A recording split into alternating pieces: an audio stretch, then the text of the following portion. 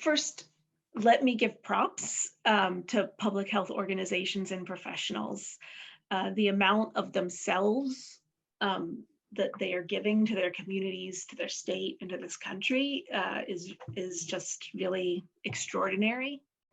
Public health organizations and professionals should lean into their strengths, things like relationship management, measurement, community-based participatory research, translating data into programs and policy, adapting to change, balancing long-term and short-term planning and action. I also think it's important to expand on their strengths through connecting and working in a more networked way, and by letting people most affected by the inequitable systems in their communities that they serve lead them, so that they are really, truly creating solutions together. Proximity. I think it's proximity. I think it's really hard to stay angry at someone when you're in a room with them, especially when you're sharing a meal. And I think there's this just this search for coming into closer contact with each other. It's changed the way I think, and I think it would change the way others think. So if we want to get closer, public health, healthcare, both social determinants, it's getting together. There has been more attention and acknowledgement of the issues of health inequities and racial inequities. And I think that we need to really continue to lean into that. You know, we need to shine the light in this moment and not let that attention wane. But I also think that it's so important that community-based organizations, we so often are laser focused on our community, what we're doing. We don't get an opportunity to look up and see the wins, to see the stakeholders who are there and are willing and ready to roll up their sleeves and work with us. And so that's where I talk about the coalition building is so important. I think community-based nonprofits really can benefit from being part of larger initiatives such as this, because there's this opportunity to connect with partners and folks that we haven't worked with before. And all it does is it allows us to leverage resources, to leverage, thoughts, and ideas, and get more work done. So I think that one of the important roles that public health can play is to be the convener. And what we have learned is that we have so many different players who have so much to offer. And it's both an issue of the lived experience, so what they know they need as a community, and the expertise about what works and what doesn't. Output, we're talking about what's going to make a community healthier.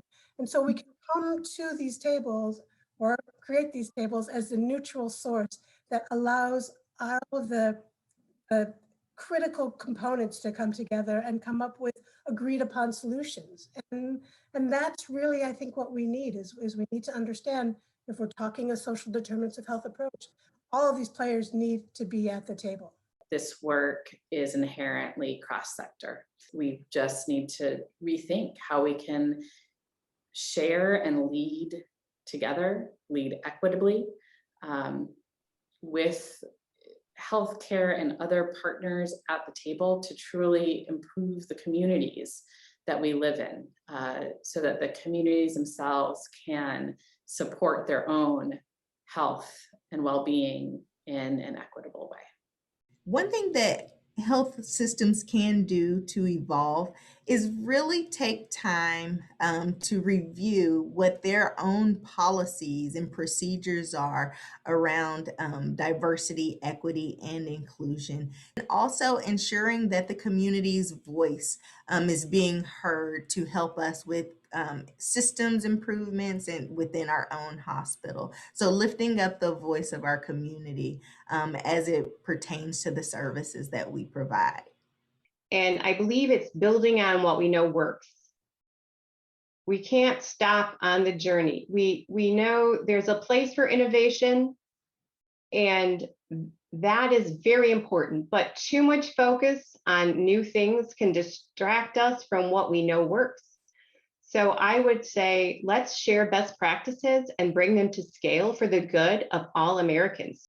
I think there's an really important to look inside, whether it's inside the healthcare system or inside of yourself, and really understand what you value.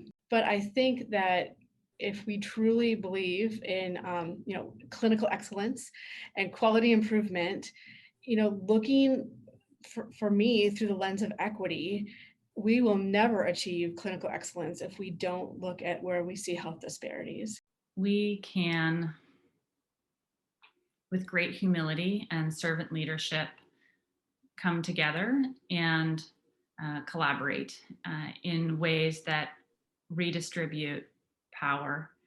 And that means not only leadership coming together, but it also means leadership handing power to those that have not traditionally had the power, and doing so authentically, legitimately, resourced in all kinds of ways. And so it's really a fundamental transformation of who we are and how we are. And then in and through that, we can lead to changes really in sustained health, well-being, and equity. What would it look like for healthcare to say, our mission is to achieve equity, and we do that through the provision of healthcare? What would it look like for public health to say, our mission is to achieve equity, and we do that through the provision of public health services in our communities? What would it look like for education and housing? The way we would design the work, the way we would measure the work, the way we would show up, who shows up, what we talk about, what we decide, all of that would change. And it would force us to think about how, for public health, education, housing, healthcare, that the end game should be the same.